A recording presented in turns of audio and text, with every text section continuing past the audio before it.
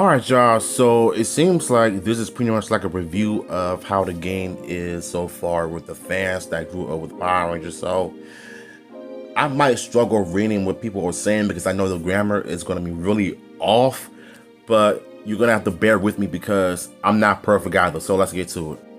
For a certain generation of players, however, the biggest reveal of the show was a retro game instead. Well, sort of.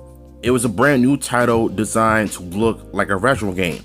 The studio responsible is Digital Eclipse, the retro specialist behind some of the best classic game compilations released in years, from Atari 50 to the Street Fighter 30th Anniversary Collection.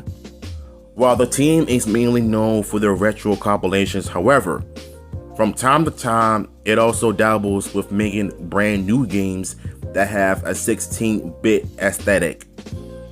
The likes of Teenage Mutant Ninja Turtles, Shredder's Revenge, Space Jam: A New Legacy, The Game, and Volgarde: The Viking 2 have been handled by Digital Eclipse, all of which look distantly old school but were made in the present day. Based on what I play at Gamescom, the latest example of this has the potential to be the best of the bunch so far.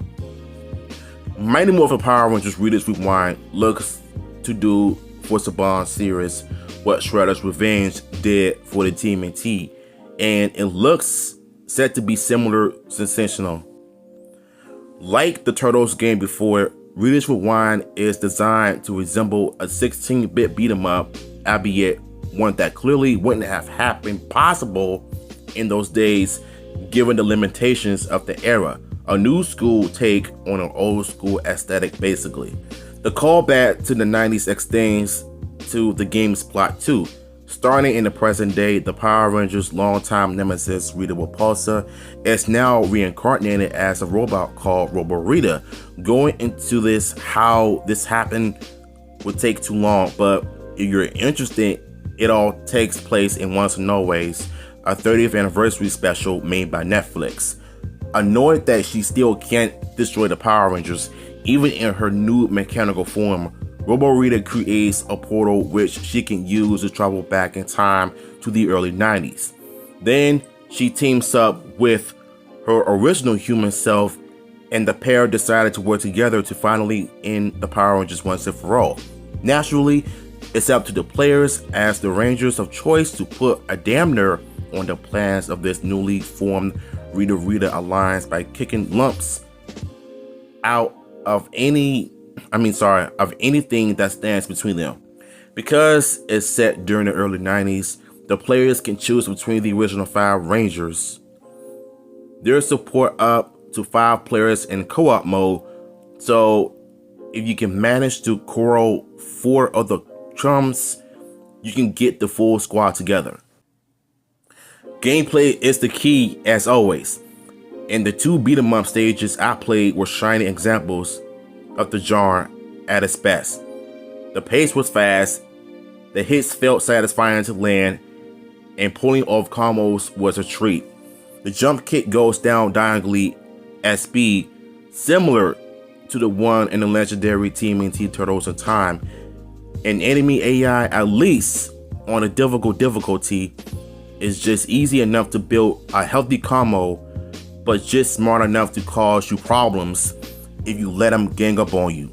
Perfectly toned for a good time, essentially.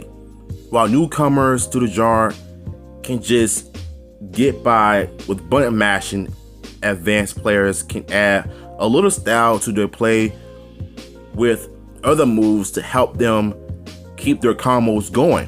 By hitting up A, at the same time, you can launch an enemy up into the air, which can then be followed with one of those jump kicks to slam them down. Pulling this off looks so cool. While I love what I played of Rita's Rewind so far, there's still quite a bit about the game for which the jury's still out, more than in other beat-em-ups. It's mainly because it doesn't just adhere to that one genre, but rather delivers numerous different genres throughout the adventure. As seen in the game's trailer, some stages have you take control of your Ranger's dinosaur, or riding on a motorbike or a roller coaster as you take part in a shooting gallery stage. These appear to imitate the super scalar tech seen in Sega games like Outrun or Space Harrier and look very cool, but having not played them yet, all judgment must be set aside for now. The same goes for the Megazord boss fights, which appear to be one-on-one fights played in a first-person perspective, again in some sort of old-school scaling style. I'm confident in saying the beat-em-up stages will be fantastic, but these others are still something of an unknown quantity. As much as I love Turtles in Time, for example, the stages that divert from the normal gameplay and go on rails aren't as fun, so hopefully that isn't the case here. So far, so great, however, and Rita's Rewind looks set to be the best Power Rangers game to date. As long as Digital Eclipse can nail the landing and deliver similar quality with its non-beat-em-up stages, this one that'll almost certainly make fans go to their wallets. Now, how about letting us unlock the Green Ranger?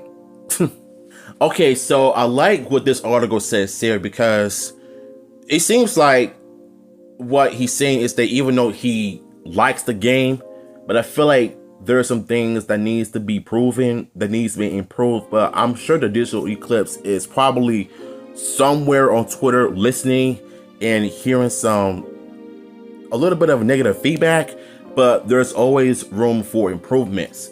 But the game so far looks really fun. I've seen it on YouTube and you've seen my reactions, and so far it's people that are having a good time with this game that grew up with the Power Rangers. I think this game is going to end up being the best throughout generations. For those that are new to Power Rangers, that are being introduced to the franchise, I think the video games are a way to do it, especially with this game, Rita's Rewind. And when you think about it, I like what he said that, how about unlocking the Green Ranger? That's a reference from the Sega Genesis and the Game Gear, because Super Nintendo has never had a Green Ranger. So maybe, just maybe, we're gonna probably get like a DLC or something like that. I don't know. If you could just unlock the Green Ranger in this game, who knows? So what are your thoughts on this? Let me know in the comments down below.